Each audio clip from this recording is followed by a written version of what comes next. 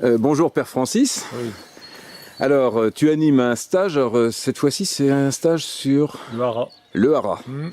Alors, peux-tu me dire un peu comment ça se passe, quelle est l'inspiration de ce stage et qu'est-ce que ça apporte finalement à ceux qui viennent le suivre? Alors, pour ce que ça apporte à ceux qui viennent le suivre, il faut leur demander.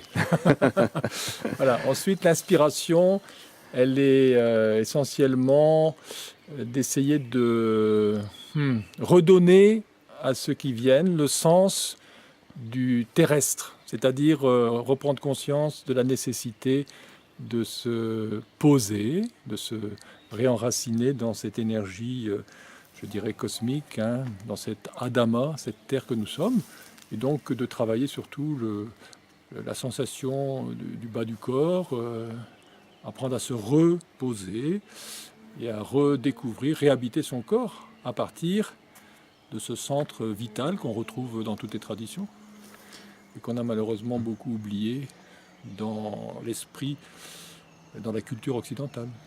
D'accord. Alors, tu es prêtre orthodoxe. Ben oui. Alors, ça pose pas de problème, ce centrage et cette tradition peut être orientale. Alors, est-ce que tu pourrais en dire un peu plus? Le hara n'est pas oriental. Le hara appartient à l'homme. L'homme, il n'est pas oriental, il est l'homme. Donc le hara, c'est une notion universelle. Et d'ailleurs, on retrouve dans les sculptures romanes, il suffit de regarder un peu, on retrouve représenté ce centre de manière très forte, sur les icônes aussi. Et voilà, donc c'est une notion que toutes les traditions connaissent, mais qui a été, disons, peut-être maintenue et transmise par l'Orient de manière plus profonde, plus précise, un peu oubliée en Occident, et qui est redécouverte par l'Occident du fait de l'Orient. C'est un peu une sorte de mariage.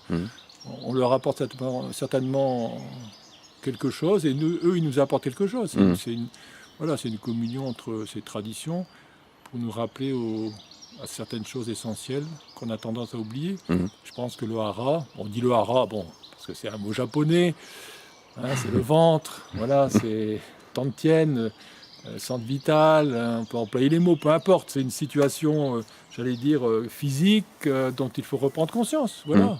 Et puis, le vivre, c'est ça qui est important. Depuis combien d'années tu pratiques? Sans être Les arts indiscret. martiaux. Les arts martiaux et en particulier tout ce qui est, oui, de ce centrage et Ça va faire 50 ans. 50 ans. Et qu'est-ce que ça t'apporte? J'interrogerai bien sûr tes stagiaires, mais qu'est-ce que ça apporte à toi en tant que personne et puis même dans ta pratique spirituelle et ta prêtrise? Ça m'apporte un sens à la vie, puisque le sens de la vie, c'est la pratique, la prière. Saint Paul dit prier sans cesse. Et ça veut dire quoi prier sans cesse? C'est une question de vigilance, de présence. Donc le sens du quotidien, le sens de la vie au quotidien, c'est d'être dans cette vigilance, d'être présent, d'habiter le plus souvent possible et je dirais de manière la plus juste possible ce temple que je suis, puisque Saint Paul dit que notre corps est un temple et que l'esprit demeure en lui. Donc c'est simplement cultiver cette évidence de cette présence qui me transforme. On dirait dans le christianisme qui me déifie. Bien sûr. Voilà. Ah, oui. Donc l'homme, il a besoin d'être conscient. Parce que dès qu'on n'est plus conscient, lorsqu'on est dans l'inconscience, dans l'oubli de la présence, eh bien, on végète. Voilà. Donc notre évolution, en fait, elle est liée à notre conscience, à notre présence. C'est à la fois notre grandeur et puis notre difficulté, mais c'est lié à notre liberté. Dieu ne peut pas nous imposer d'être conscient. Bien sûr. Voilà, donc c'est le travail qu'on a à faire. D'accord. Juste alors, dans le cadre de ta session, tu alternes de l'enseignement oral, on va dire, et de la pratique, je crois. Toujours. Toujours. Toutes les sessions. Dans toutes les sessions, il y a une présentation, il y a la parole, qui est inspirée, donc la parole des pères, la parole du Christ, de l'Évangile. Et puis ensuite, il y a l'exercice dans la salle d'à côté, où il faut incarner la parole, la mettre en pratique. C'est important d'expérimenter. C'est l'expérience Et la parole, Saint Irénée dit les deux mains du Père. Mhm. Voilà. C'est ce qui peut permettre d'arriver à cette unité, voilà, dans la vie. Mm. C'est important. Ouais. Il ne faut pas que la pratique ou que la parole. Ouais. Il faut les deux. Ouais. Voilà.